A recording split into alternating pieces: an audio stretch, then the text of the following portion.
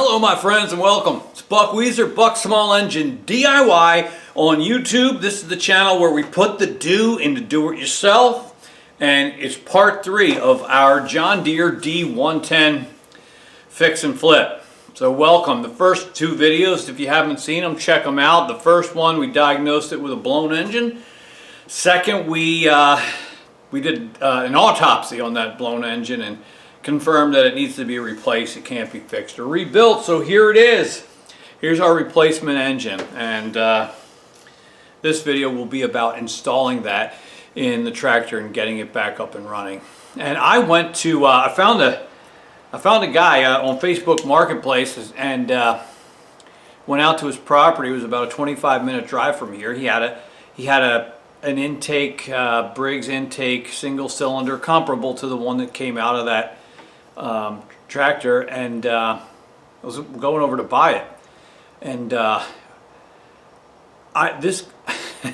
it was such an interesting experience because this guy has lawnmower parts, pieces, lawn tractors, just all over his entire property, hundreds of them in pieces, engines, tires, gas tanks, transmissions, lawn tractors, hoods are just crazy. It's either a junkyard or it's lawnmower heaven. I guess it depends on your perspective. I thought it was pretty cool. I was joking around with the guy. I said, "Oh, I see you've got, a few projects going on here."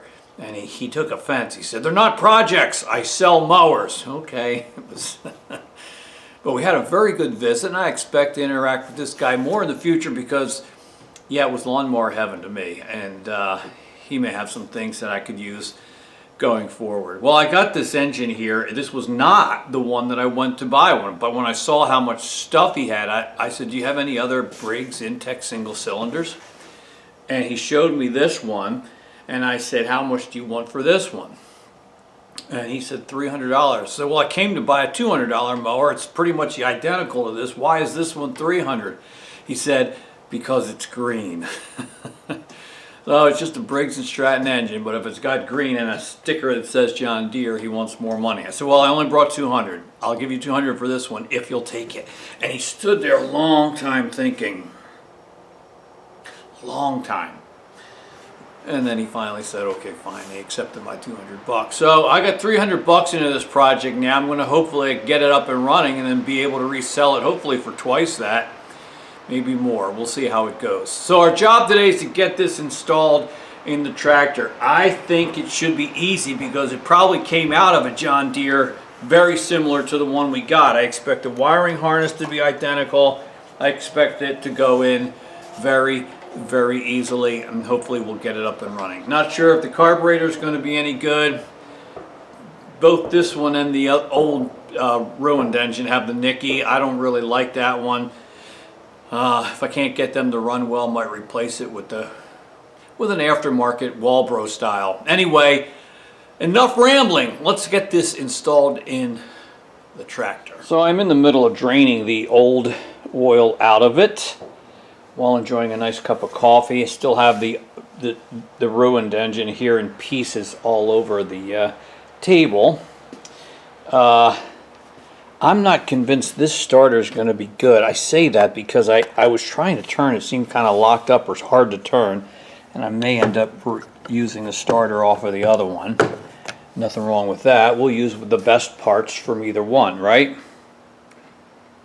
So let's put the cap on that drain pipe and get it over to the machine.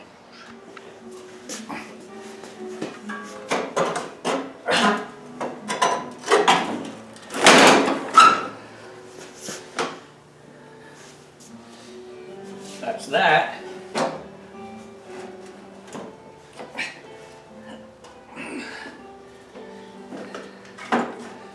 All right. There he is. Now I'm on the bench. I swapped over the starters because I like the other one better. And I swapped over the throttle linkage because it was kind of mangled on the other one. So that's all good. And now I'm going to go under and bolt it. It should bolt up in exactly the same way the other one was. And should be a piece of cake engine swap actually. All right, we're gonna bolt down this engine, and I'm gonna put a little bit of Never Seas on the 4 bolts just to lubricate them going in and to keep it from being difficult to remove again later. And here we are. There's a view. It's the engine holes line up exactly. I mean, this is just a easy replacement. So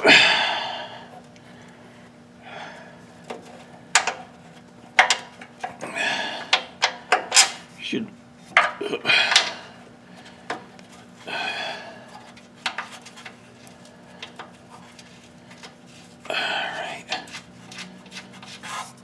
there's the one started right there, and there's another one right here, and so it's pretty simple. I can't really do it while holding the can't really do it while holding the camera, but you get the idea. So and there's the other one back there and back there. So this belt might need to be replaced. It looks slightly chewed up, but we can deal with that later. All right, let me bolt this down.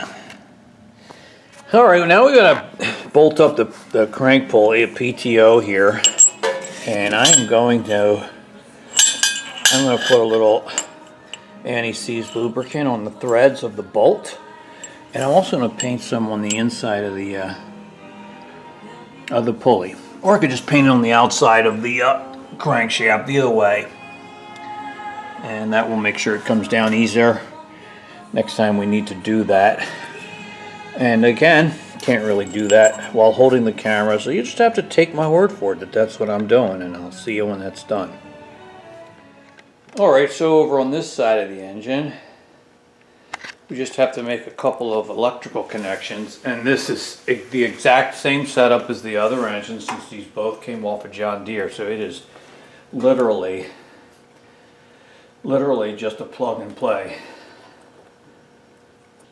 That connector goes together, and here's our wire for the starter.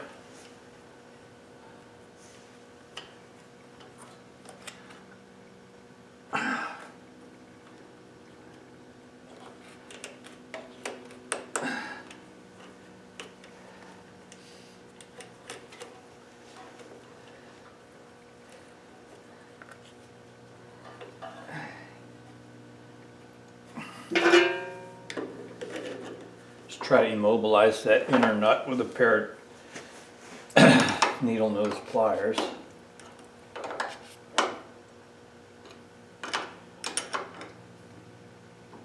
And that's it for the electrical. That was easy. Alright, over on this side we have a couple of things to do. We need to connect a throttle cable right here and make that sure that's properly adjusted. You need to connect a fuel line, and this tractor has a fuel tank vent line coming from the gas tank. And on the other engine there was a little nipple on the back of the intake that this would plug into. I do not have that on this one, so I guess I'm going to have to just tuck this out of the way somewhere and let it vent to the atmosphere. Not really too worried about that. But let's start with this throttle. It's a throttle choke combination, you know. So it goes in like that. And what I want to do is push the lever here on the controls all the way up to choke, right? All the way up into the choke position, full.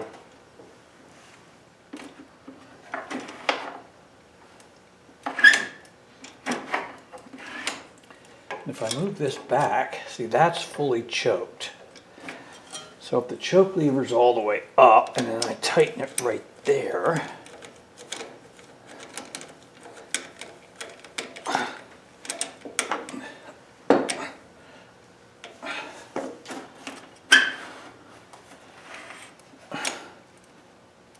applies the choke. Yeah. Not quite enough. Let's try it again. Move it back to choke. That's all the way up there.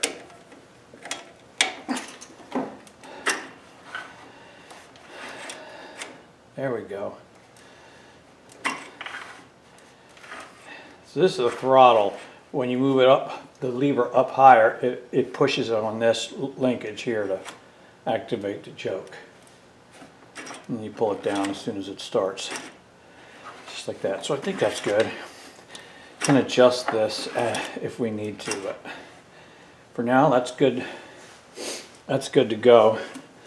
Yeah, not sure what I'll do with this guy, but clip him off somewhere back there. Here's our fuel pump, and I think what I can do is probably should replace this fuel filter, since I don't know how old this one is or if it has ever been replaced, but that's probably a good idea. So let me go look for one of those. Yeah, okay, so got a new filter.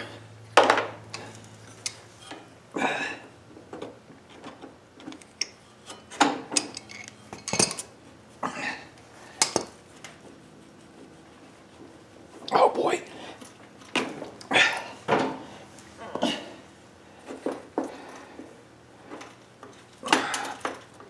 I'm okay.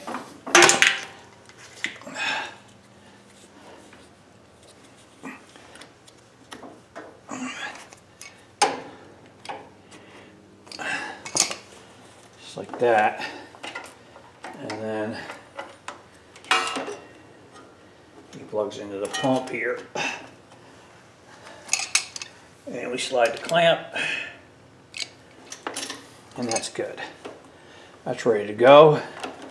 Connect this right up on there, and I think I put the engine cover on now.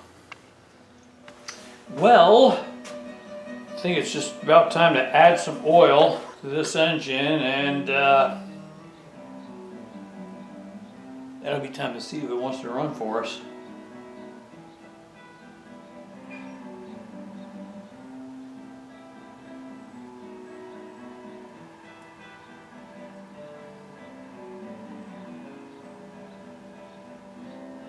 Not entirely sure how much it holds, but oops. I guess that's why we have a dipstick, right?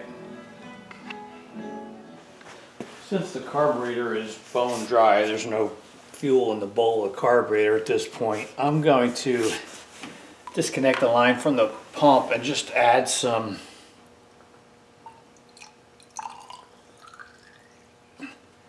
just manually let some of that fill up the bowl of our carburetor so that there's some fuel in there when we turn the key. Otherwise, you know, the fuel pump's got to work.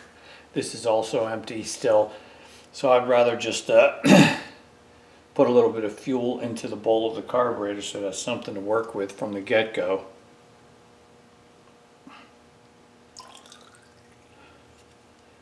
This is just a little syringe that I'm using as a funnel. Alright, it's time to see what happens. I'm also going to cheat with a little storing fluid. Alright. And here goes nothing.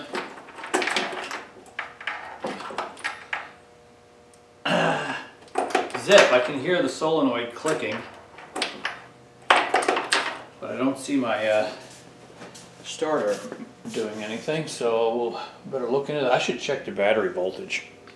I should have done that.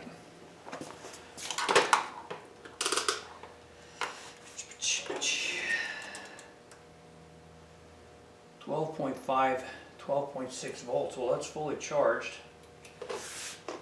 This thing should be firing.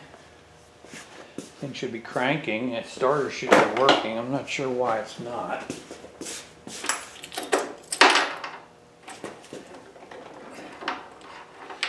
I do know why. I didn't press the brake pedal.